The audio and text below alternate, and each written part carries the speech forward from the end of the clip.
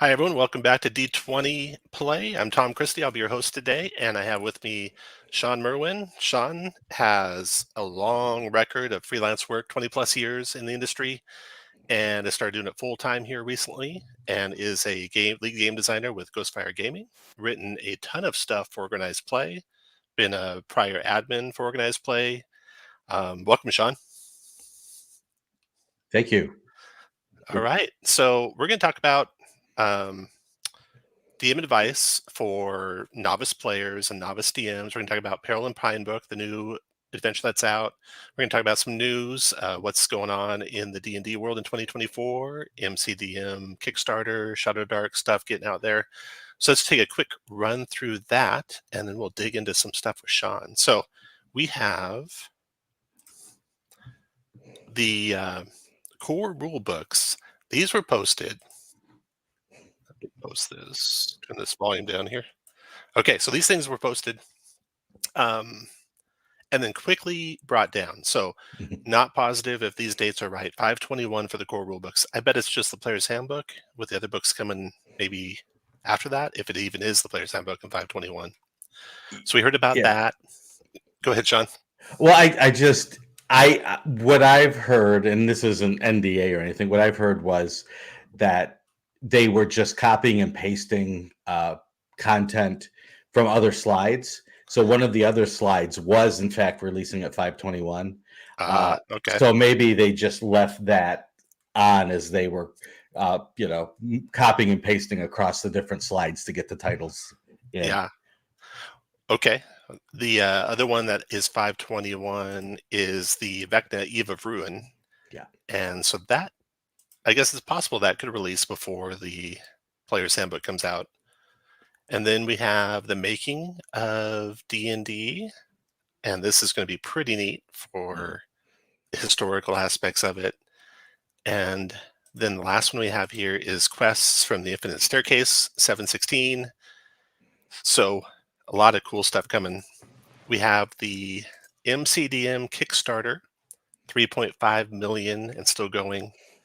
A real heavy combat-oriented game. It'll be real interesting to see what kind of things they come up with this game. It's still multiple years away, so there's a lot of development, a lot can change. And what else we got? Oh, we got the 2023 adventure calendar going. I highly recommend picking up Spelljammer Academy and the Vecna dossier when they're available, which is right now through the 31st. Those are some pretty cool adventures, those Spelljammer adventures. One was written by Will Doyle. In fact, multiples might have been by Will Doyle, so they're really good. Definitely grab those if you get a chance. All right, so that's the news. Let's talk about Peril and Pinebrook. Shawn, can you tell us a little bit about kind of the development history of that work? Sure. To go all the way back, Wizards of the Coast has been doing outreach programs for schools and for clubs for the last couple of years. And so what they're doing is they're giving not just free content, but for teachers, they're giving lesson plans or activities. And it's mostly focused on grades like 4 to 6 and 7 to 9. So sort of in that middle, like later elementary school and then middle school range. And so what they wanted from me was to create an adventure that went along with these resources that they give away to schools. And I said, sure, let's give it a shot. One of the producers there who was familiar with my previous work for these sorts of events thought that maybe I could do it. And I tried. The second part that goes into it was they had just released maybe a few months ago a book called The Practically Complete Guide to Dragons. And it wasn't a game book. It was a book for anybody who just wants to see. It was aimed toward kids, but for anybody who wanted to get a little bit of a dragon lore type book. So it didn't have rules. It didn't have adventures. It was just sort of a fun book to read. And what I did then, before I got the final version of what they wanted, I just had talked back and forth. I went back and I looked at previous beginner experiences over the history of D&D. So I went back to the red box, and I went back to some of the second edition, third edition, even fourth edition sort of beginner experiences to see how it's been handled in the past and what I might want to do moving forward.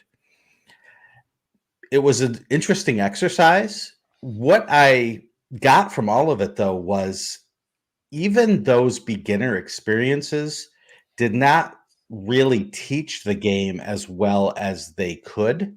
They sort of required you to at least know a little bit and sometimes a lot about a game in order to run these. And then when I finally got the full list of things that needed to be in this, I realized that having talked with educators, having talked with teachers who either used this game in the classroom or used the game in a club setting, was that they don't have a lot of time and they don't have a lot of experienced kids to run games. So whatever this was, it would need to teach the game to the DM as well as to the players without the DM being able to in any way prepare for this. So it went from writing an adventure, a beginner adventure, to writing something that would have to be a step-by-step how-to guide to be used while it was in play. Now that changes everything then. Yeah. Now now you have to go all the way back to, hello, player. This is a D20. And those were some conversations I had with the team at Wizards of how far do we want to go. We can't teach all the rules to somebody who's going to be running it from this document in an hour. No way. So what do we want to add? What do we want to leave out? And for a lot of it, they really left it up to me. They said, you've done this, go. So what I did was what's in the adventure, which is I tried to keep each section to a page through editing and through additions. Some of the chapters did go more than a page, but it was, this is what role playing is. This is what your job as the DM will be. This is what the players will need to know. Here's the adventure, start reading. So when you write a regular adventure, box text is generally for the players, right? The DM will read it to the players. The box text is for the DM, and then it's for the players. So it was a completely unique experience in terms of creating it and in terms of thinking through the process of how it was going to be run, knowing that I couldn't rely on a DM's experience to pull things out if things went wrong.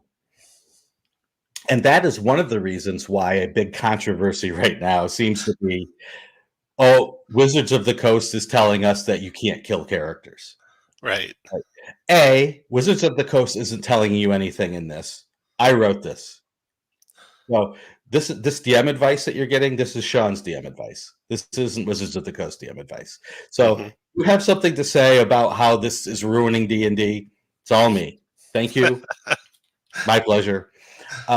But when you think about that, a new DM is going to be doing all of these things, juggling actions, playing the monsters, trying to play NPCs, trying to keep everyone right. And that's a lot to do.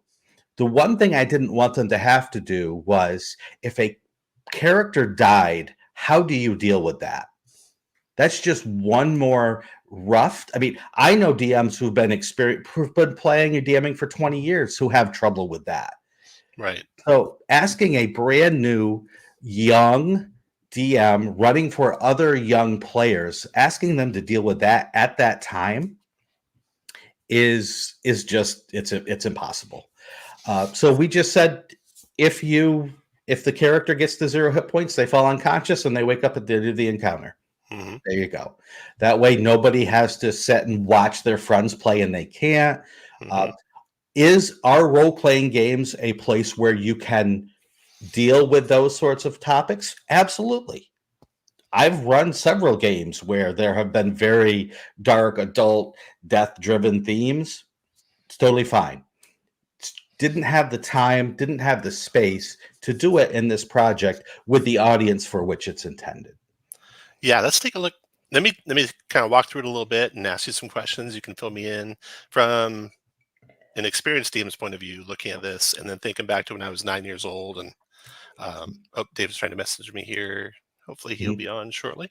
Back when I was 9 years old and played for the first time. So, and I also look back at some of the starter sets, and like you said, what are in the starter sets? So if we look at Peril and Pinebrook here, I'll share the screen bigger. Okay, so let me see here. If we come into the adventure, one neat thing about this adventure is it has everything you need to play. Like you're saying, you could just pop into the club at your game store or at your school, and you don't need a rule book. You have everything right here. It tells you kind of what are the basics, and it has some advice for how to, well, it has all the basics here. Then it tells you what to do if you're down to 0 hit points. And like you're saying, you could have put the rules in for how to handle death saves and all that, but you don't have much room here. There's 22 pages, nor does everyone have a lot of time to learn all these rules. So you had to make some decisions, right? Yeah. Yeah. So you 0 hit points, you're unconscious. You come back after the encounter. Now you could. Another thing I like is you have all the pre-generated characters here. So if we look back at, I'm gonna have to reload this. No, it's loading up. Yep. Yeah. If you look at the pre-gens, what you could have done, you could have had more pre-gens and say, if you drop to 0, your character's out, and you bring in a new character. That's another option. But I'm sure you guys had, limited space and such. Or you could bring in a pre-gen that's the same with a different name. That's another option that you could have done. Yep. So then you're going through the rules, and then you come to the advice section here, running the adventure. Be supportive. The players and DMs are all on the same team. That's important, right? For a new DM to know. It's not like it's adversarial between the DM and the players. And then you get into the event. I don't want to page through every page of the adventure here. Let's go to the controversial page. Let's see if I have that one handy. Okay, so here in Encounter 2, you're fighting some creatures. The first time these players have ever fought creatures. And maybe things go against them. And there's some advice. You got the small dragon that could come in and help. You can move the dragon, the monster attacks around between different characters. These are all things I've done. Right. The more experienced DMs will try, when they do change an encounter, they'll try to not let the party know they're doing it. And I try to only change encounters now when I've messed up, and that happens sometimes. A party shows up and I made the encounter way too hard. And it's clearly on me that they're all going to die. There was no telegraphing of danger. I didn't give them any alternative way to overcome the encounter, and it's something they have to fight against. And so sometimes as a DM, you have to have the tool set to fix the mistake you made as a DM. Right. And so these last two things are things I do. In this adventure, doing the advantage or disadvantage, you could do something like you're fighting these living icicles, and the sun comes out and shines into the cave, and they start melting down, and now they have disadvantage on their attacks. Something like that. Pretty simple, straightforward. Yeah. And something like that would not feel bad for the players, I don't think, as much. And then another thing about this adventure, I'll skip way ahead to the end here, is it is, like you said, for 60 minutes or 90 minutes with no prep. So it's going to be, let's see if I have the player advice. Here we go. Player advice. 69 minutes with no prep. And so you're not going to be able to do anything that's too nonlinear. It's going to be basically encounter. And this one reminded me a lot of your very good intro adventures for Adventures League. I think you did like 1-1 and 2-1 and 3-1 and 4-1, right? Yep. And every one of them includes a short adventure that you can play in about an hour or about an hour and a half. And when you have an adventure you're going to play in an hour and a half, there's going to be not a whole lot of nonlinearity there. There's just a few things. Right. Yeah. Yeah. And the ones of the adventures of that type that I did try to make nonlinear were either the most loved or the most hated by the players. Yeah. And it really depended on the DMs. It depended a DM that could keep the theme and keep things moving well could get it done in an hour and have everyone feel great. Right. The people that hated it the most, I was like, well, explain to me what happened. And when they started explaining to me, I realized the DM just let things get out of control. They weren't able to move the story in front of the players like you would need to do when you're running that sort of an adventure. Yeah. Hey, David. Hey, David. Hi, Shawn. Hi, Tom. We Good got to be here. David joining us, Dave Hartledge, my good friend from dmdavidblog.com fame, right? That's right, dmdavid.com. So we're just talking about Peril and Pinebrook. We're talking about advice for DMs with new players, whether or not you want to, and really you got to look at the scope of this adventure. It's an intro adventure for intro DMs with no prep and players with no prep and 60-minute to 90-minute time limit. Much different than when I started playing. Let's take a look at an adventure from the glory days of when I started playing D&D. Dungeons and Dragons Adventure Module B1 In Search of the Unknown. This came with the, I think, Blue Box Starter Set, or B2 came with the Blue Box Starter Set for later DMs or earlier DMs. I'm not sure what the time frame was. And this adventure is enormous compared to a 1 hour adventure, right? Right. I mean, this one would take us 3 sessions, 4 sessions of 4 hours each. So it's a completely different monster. Mhm. It has a lot of notes for the Dungeon Master. So if you're the first time Dungeon Master, has a lot of stuff here for kind of teaching you what to do. It has stuff about how to be an effective Dungeon Master. Talks about being a role-playing game, giving, free-flowing, goes unknown, unpredictable directions. And so this is kind of what we had back in that day. And then if we look at more current adventures, One of the things that stood out for me looking back at those B1 and B2 adventures is the DM advice still holds up pretty well. It doesn't feel that crusty. There's a lot of talk about being impartial and fair, which, is still good advice, though it was more important back then when the DM's role was a referee and a facilitator. B1 talks about pacing a fair amount, and B2, Gary starts talking about playing the monsters as the monsters, which is kind of fundamental to role playing as a DM. Pretty good stuff for the era. Yeah, and it's important to note too that in a lot of those old adventures, I don't think it was true of B1 or B2, but for some of the others like Tomb of Horrors and the Against the Giants adventures, those were originally tournament adventures. Yeah. So you were scored. Yeah, you'd go to a convention, you'd play it, you would get a score based on how you did, your choices, and so on. And then if you won, you could advance to the next round with your group. So when they said referee, they were literally meaning referee. And we still have people who call DMs judges. Yes. Going back to those older times. Well, older times, the early 2000s for some of us. But so that mindset is still there for some folks, that the DM should only be a referee or a judge and not necessarily a storyteller. Yeah. And it goes back to show that these games, whether it's D&D or other role-playing games, are not just toolboxes, not just workbenches, but they're literally laboratories with which you can create your own experiences. If you want to run a game that's super deadly and that at every turn your players with a bad die roll, their characters may die, rock on. You do that as long as that's the understanding of how your game is supposed to work. Do that. In this case, though, when we're talking about Peril and Pinebrook, that's not the time for this to take place. This isn't a time for teaching hard life lessons, right? These kids, these middle school kids who've gone through COVID and are having trouble socializing as it is because they've spent 2 or 3 years right on Zoom instead of going to school. Let's ease them into this. These hard life lessons will come soon enough. Let's give them some time to have fun with their friends, roll dice, and tell stories. Yeah, this is an introduction, not a hazing.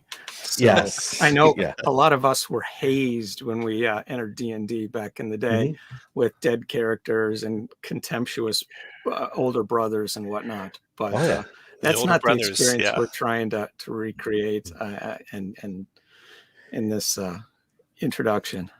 For sure. Speak about hazing. Let's take a look at the Dungeon Master's Guide first edition Dungeon Master's Guide. So I'm looking at the section here on conducting the game. And even back then, even when things were tooth and nail, now and then a player will die through no fault of their own. Let me share the screen here. Dun, dun, dun, dun, dun. There we go. And blow it up to make it readable for everyone. Now and then a player will die through no fault of their own. In the long run, you should let this happen. Maybe not the first time they're playing, but in the long run, you should let this happen. Yet you do have the right to arbitrate the situation. You can rule that the player, instead of dying, is knocked unconscious, etc. So right there in old school D&D. And then this is from the typewriter of E. Gary Gygax himself. So that's right. And then hazing. So this is very interesting and very. We're going to talk a little bit about challenge ratings here for a second after I bring this up. So finally, there will be the totally uninitiated participants, those who have no idea what they're getting into, right? And should they play with experienced players? Back in Gary's day, he had the leisure, or not leisure, but he had the advantage of having so many players that the inexperienced players, they should be allowed the joy of going on a dungeon adventure as a neophyte on their own, without someone there experienced to tell them that troll's a troll. You know, let them experience that and gain experience, and then kind of get into the game that way. So there's kind of a long history of easing people in. Now, once you get them eased in, then the most important advice is that every DM is different. Every DM should be playing the game they enjoy with people they enjoy DMing for. And hopefully they'll find the right mesh of players that like their style or like that game style, and they enjoy running that game style. And it can be different at every table, like you're saying. So, and that's one of the things that I tried to bring to this was I have probably DM'd for 3,000 people over my life. Yeah. Not home games, yes. As a kid, yes. In college, yes. And then as a creator in living campaigns, sometimes I would run 40 or 50 people in a weekend. And so I would see new players dealing with old players, or new players altogether, or the most experienced players and what they enjoy, and just many different types. And I've seen people try to teach role-playing games.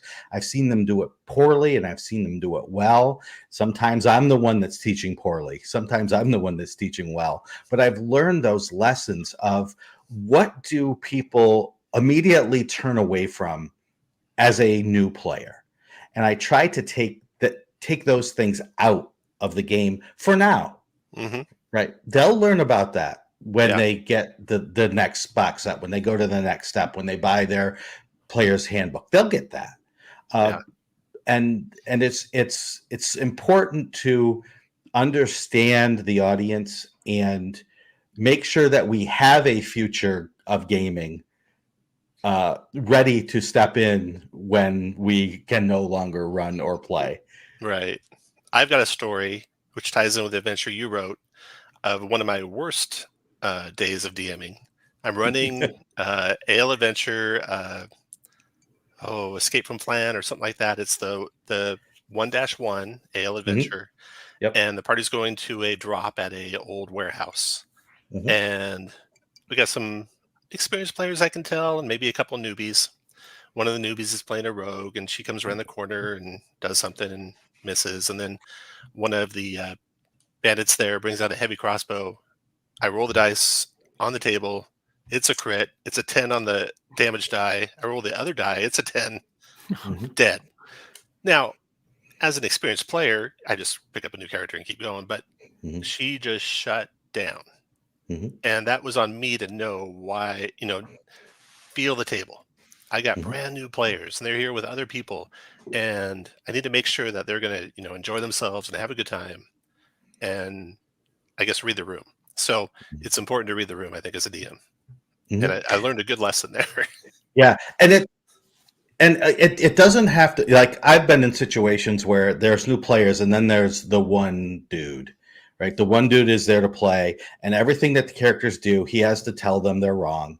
And he has to tell them they should have built their character this way. He has to tell them that action they took. And putting that aside, I've gone to tables where there have been new players and experienced players, and the experienced players are excited, right? They want to be helpful. They want to share their joy of the game with these new players.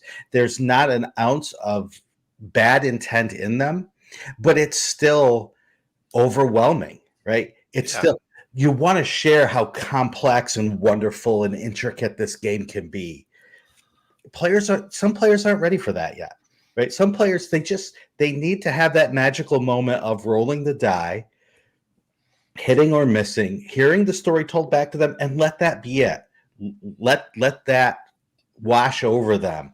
Let that joy wash over them. And then we'll get to the intricate stuff. We'll get to the stuff that's really cool and that we can talk about on forums and debate. We'll get to that later. Right. Yeah. So, on a table, I love having, with new players, I love having experienced players who are there and ready and willing to coach and say, this is the D10 and this is the D20. Mm-hmm. I hate seeing experienced players who are coaching them by telling them the wrong things they're doing. This is the optimum strategy that you want to be choosing. No, don't do that. Don't do that. That's So I guess in summary on Peril and Pinebrook, I think it is actually a really good tool for what you wrote it for. I mean, there's some things, maybe I might have done a little different, but not really. Sure. Not much. There are some things I would have done different. But I had to make a choice, right? Whenever you create something, you have to make do I add this one rule? Yeah. It might be a little too much. I'm going to leave that rule out. So I mean, and this, when Wizards of the Coast put this up on the DMs Guild, or at least linked to it from the DMs Guild, I was like, okay, that's cool. But then part of me was like, no, don't do that. This is not for anybody who's already on D&D Beyond. Right? Yeah. This is not for us. Yeah. This is for the teacher who has been told by the administrator, I want you to run a D&D club because I've got 20 parents asking for it. And you only have an hour during class or an hour after school.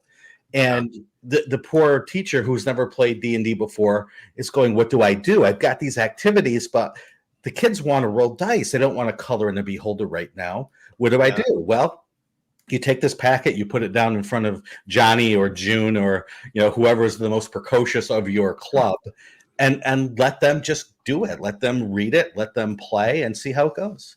Yeah. Let me put in a counterpoint here. You say that this isn't for us, but I would run this adventure in a heartbeat for new players. Let me gush for just a minute here, Shawn, because I have very definite ideas about what belongs in a adventure for new players, and this thing is terrific. What I love about it is, first of all, you give the younger players, you're really in touch with what younger players like. You immediately give them sort of a pet to adopt. You slip in a dragon in a Dungeons and Dragons game at first level. They've got this silver dragon hatchling wormling friend to bring back to its mom, and this I know from experience that this just is a home run with a table full of younger players, and then you avoid pitfalls that I don't like the zero stakes visit to the fair. Instead, it's actually doing something a little more important that feels like an adventure. You don't have any villains that have parents, so there's nothing in here. I mean, okay, the egg snatchers might have parents, but there's nothing in here that's going to tempt the players to feel like, oh, do we want to make friends with this? Or, the fights are fights and things that they can feel good about fighting. And one other thing, it's 12 pages long. I was looking at some older starter adventures that kind of walk people through, new DMs potentially walk them through.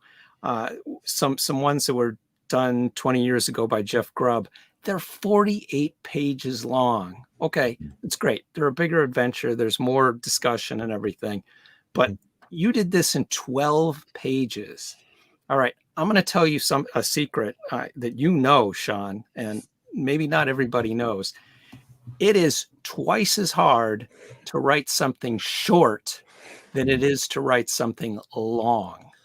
And somehow you managed to make this super concise, super terse, with DM's advice, 90 minutes of adventure, how to start the game, and on and on and on, all in 12 pages. I'm just marveling at the effort and skill and research that went into this. So I was really knocked out by how good it is. And if I had to run a table of young new players, I would pull this out in a heartbeat to run it. So thanks. Good job. I appreciate that. I talked with linguistic experts about the right diction level, and I talked with teachers, and I talked with people who run D&D clubs and how much time they have and what sorts of students they're going to get. And so a lot went into it, and I appreciate on behalf of everybody who worked on it, I appreciate that. Yeah, it all shows. It's a lot coming from you. Okay.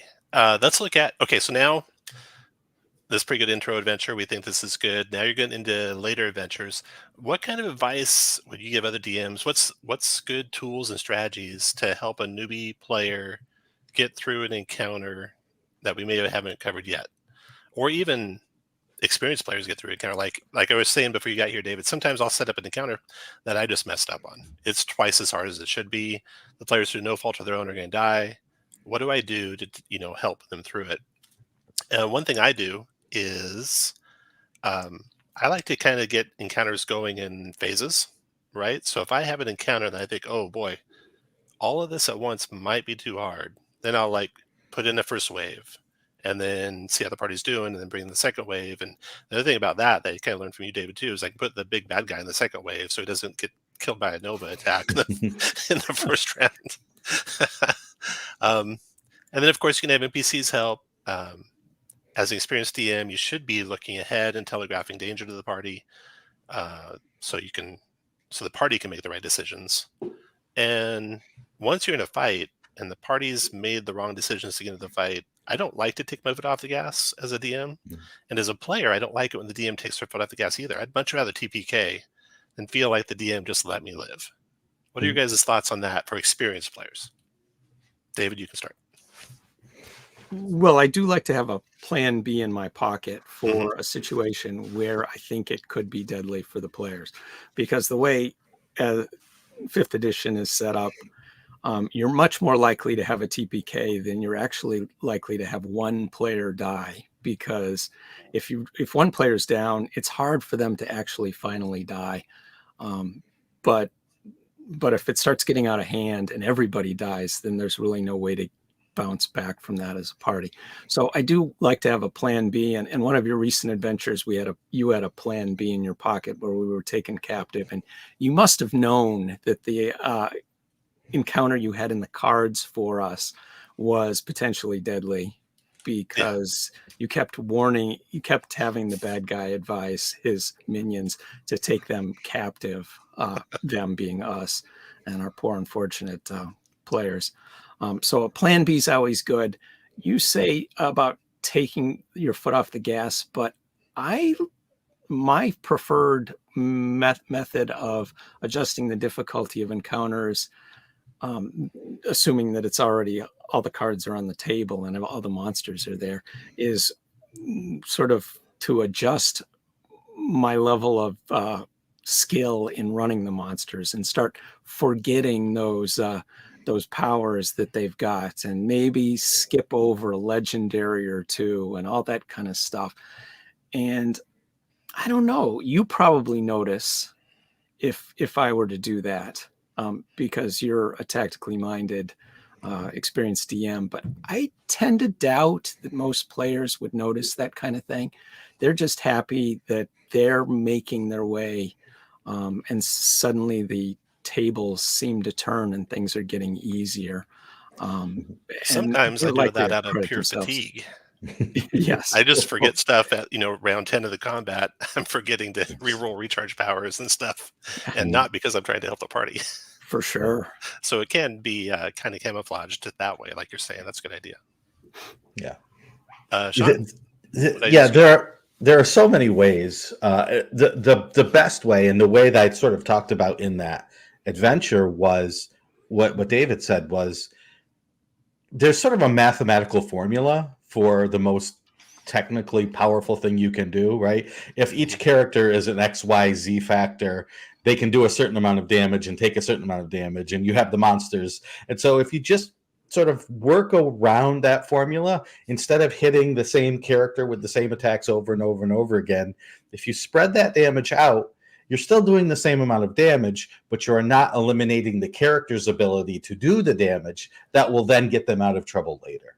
So something as simple as switching from attacking this character to this character. Knowing who has the highest armor class. I'm going to send more attacks after that person if I want the characters to last longer. Or if the character with the lowest armor class, I'm going to push the monsters that way if I want to make it more challenging. So there's all, and you know, a lot of it's like, oh, they're telling us to fudge die rolls. None of that's fudging a die roll. That is simply using your knowledge of the game to get a outcome that you think will be most pleasing to everyone at the table, including yourself. So you don't need to roll and say, "Oh, I missed," when you actually hit. You can use advantage and disadvantage. It's right there in the rules, right? If there is anything going on that gives you any sort of tactical advantage, you can roll with advantage, or the opposite disadvantage, and you can use that in your games. Another thing to do is know or have an understanding of what's going to happen at the table.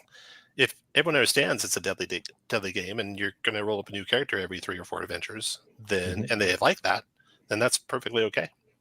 And I generally like that as a player, as a DM. So I'm kind of a more deadly DM in that regard. But what's important is you know your table. You know who you're playing with. You know what they want. And yeah. So then another thing we're going to talk about, I want to talk about real quickly, is challenge ratings. So I often hear, well, if Wizards of the Coast would just get their challenge rating system right, then it'd all work out. But that's just a fallacy, because you've DM'd thousands of groups of players, and I've DM'd thousands of groups of players, and no two group is the same. And the difference from a group that's tactically sound and very good and a balanced party, and they got their their healer feat, and they got their inspiring leader feat, and they got their paladin, they got their cleric that's putting death ward on several characters, and they got their barbarian raging, their paladin novying. They will obliterate things that an average party can't even face. And so really the challenge rating system has to be malleable. There's got to be kind of an assumed level of party capability, and it probably has to be on the lower end. So if you're a DM and you're using the challenge rating system, and plus as a system ages, naturally there's more and more stuff put out, and there's more and more optimized ways to put those things together, so the players get better and better and better. In theory. So you got to be able to have a malleable challenge rating system that's kind of balanced for the low end, that you can move up. So I just ramp up damage as I'm going higher levels. And I get players, the Red Dragon hits them with a breath weapon for 130 points of fire damage, and they're like, oh my God, but they live. It's like, no, you guys are that good. Sorry. Exactly. So, and as Accidental Cyclops just said in the chat here, don't discount how random die rolls can affect certain things. Especially especially at low level, but even at high level, right? You get a streak of 5 or 6 times where a player will roll a natural 1 or a 2 or a 3 on attack rolls, or especially saving throws. Things can get out of hand really, really quickly. I've sent adventures for playtesting to what I considered were weak groups and strong groups. And I would get back from the strong group saying, this is way too hard. And I would get one back from what I considered the weak group saying, yeah, we just walked all over this. And then I asked the dungeon masters, how did this happen? I was expecting the complete opposite. Oh, they rolled terribly. They lost initiative every time. And 2 of the players missed on the saving throw that stuns them for a few rounds, and it just got out of hand quickly. And these things happen in a game based on randomly swingy die rolls. So let's take a look at one more thing here. I want to share the Shadow Dark tab. So I've been playing some Shadow Dark. This you put into your very short adventure. Basically the same thing. Don't simply scour your character sheet for ideas and options. And you found a room in Peril and Pinebrook to basically say the same thing. Not sure if I can find it here, but your advice to the players was along those lines. Let's see if we can bring it up here. Share this tab.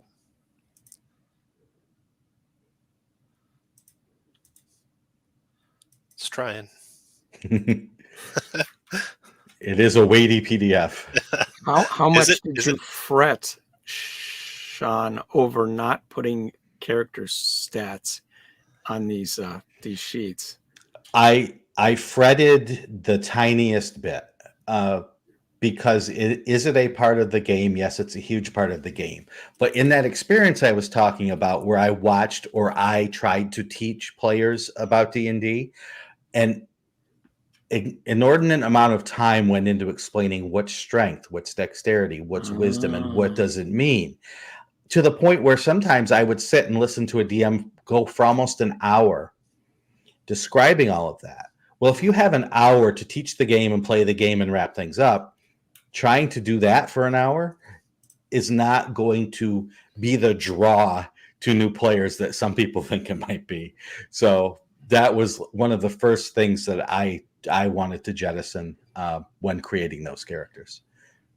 So here it is. D&D allows you to have your character do anything. Mm-hmm. So yeah, you found the room to put really good tips in for players, really good tips in for DMs, really good adventure.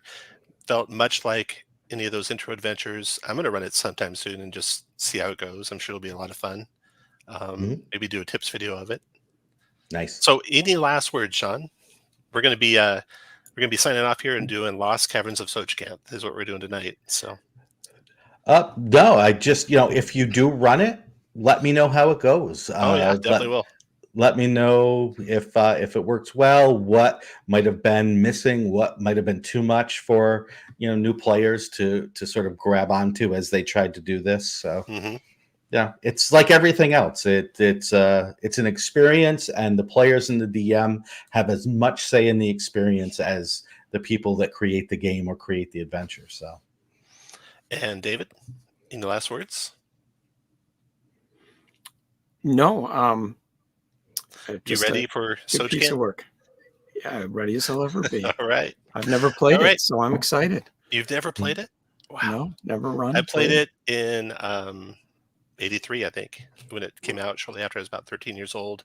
I remember the adventure in the fights went to like the bitter end many times. I think we used the call on divine help rule from the DMG once or twice in that campaign. It might not have been that adventure, but so and I did the Living Greyhawk version of it. Did you ever have anything to do with that, Shawn? No, I didn't. No? Okay. All right.